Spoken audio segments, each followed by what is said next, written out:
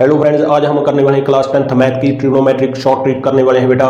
इस टेबल के जरिए आपके 5 या 6 नंबर आपके पक्के हो जाएंगे, क्योंकि बेटा जो चैप्टर नंबर 8 और चैप्टर नंबर 9 है ना, इस टेबल के रिलेटेड आपके सामने आने वाले हैं बेटा। तो चलते हैं बिना देरी की हुई शॉर्ट ट्रिक की। आपका ट्रिग्नोमेट्रिक टेबल में बेटा सबसे पहले तो आपने sine theta, cos theta, tan theta, cot theta और सीकेंट और कोसिकेंट थीटा वो आपने लिख लेना है बेटा। और हमको बेटा 0 डिग्री, 30 डिग्री, 45 डिग्री, 60 और 90 डिग्री की वैल्यू फाइंड करनी है बेटा। तो सबसे पहले आपने क्या करना है बेटा, जो साइन थीटा है ना, इसकी वैल्यू कैसे निकालोगे, आपने 0, 1, 2, 3 और 4 लिख लेना है बेटा। और इसके बाद ना आपने स्क्वायर रूट और 4 के साथ डिवाइड कर देना है बेटा।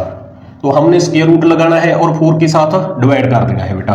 तो हमारे पास इतना आ जाएगा, कर दिया स्क्वायर रूट और 4 के साथ डिवाइड कर दिया हमने। जब हम डिवाइड करेंगे ना तो ये तो 0 बन जाएगा आपका, और 1/4 का स्क्वायर रूट ऊपर करोगे ना तो आपका 1/2 आ जाएगा, और ये तो आपका कैंसिल हो जाएगा, 1/2 आ जाएगा, और स्क्वायर रूट ऊपर करोगे ना आप तो आपका 1/√2 आ जाएगा, और आपका जे बेटा √3/2 आ जाएगा, क्योंकि बेटा 4 का स्क्वायर रूट 2 होता है। ये तो आपका कैंसिल हो जाएगा, स्क्वायर रूट 1 का बेटा 1 ही होता है बेटा। ये हमारे पास साइन थीटा की वैल्यू आ चुकी है बेटा। और इसके आगे कॉस थीटा की वैल्यू निकालेंगे। जो आपकी साइन थीटा की वैल्यू आई है ना बेटा, उसका इनवर्स कर देना है, यानी कि उल्टा लिख देना है आपने, लास्ट से लिखना स्टार्ट कर देना है बेटा। तो लास्ट पे 1 है तो 1 लिखेंगे, इसके आगे स्क्वायर रूट 3/2 है, इसके आगे 1/√2, इसके आगे 1/2 आ जाएगा बेटा, और लास्ट पे बेटा आपका 0 आ जाएगा। ये हमारे पास कॉस थीटा की वैल्यू आ चुकी है बेटा।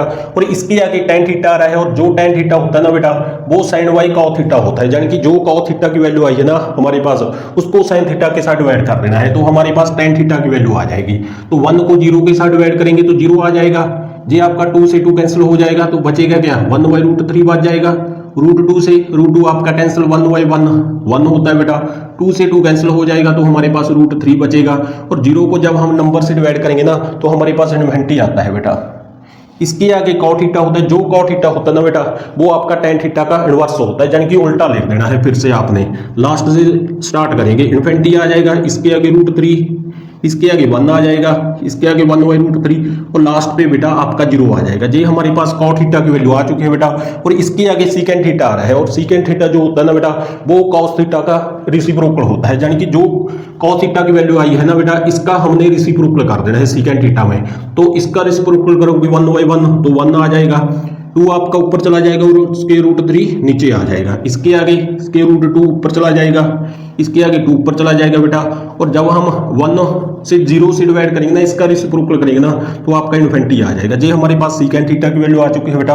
और इसके आगे कोसिकेंट थीटा आ रहा है, और ये आपका साइन थीटा का रेसिप्रोकल होता है बेटा। जहाँ तो आपने बेटा कोसिकेंट थीटा वैल्यू निकालने के लिए साइन थीटा का रेसिप्रोकल कर देना है, या फिर आपने सीकेंट थीटा की जो वैल्यू आई है ना उसका इनवर्स कर देना है, यानी कि उल्टा लिख देना है बेटा। लास्ट से स्टार्ट करेंगे तो इन्फिनिटी, इसके आगे 2 आ जाएगा, इसके आगे स्क्वायर रूट 2, इसके आगे 2/√3, और लास्ट पे 1 आ जाएगा बेटा। ये आपका ट्रिग्नोमेट्रिक टेबल तैयार हो चुका है बेटा। इससे रिलेटेड आपके चैप्टर नंबर 8 और चैप्टर नंबर 9 से सम पूछे जाएंगे। 5 या 6 नंबर क्या आपका पेपर में आने वाले हैं सम बेटा। तो ज्यादा स्टडी के लिए चैनल को सब्सक्राइब जरूर कर लें।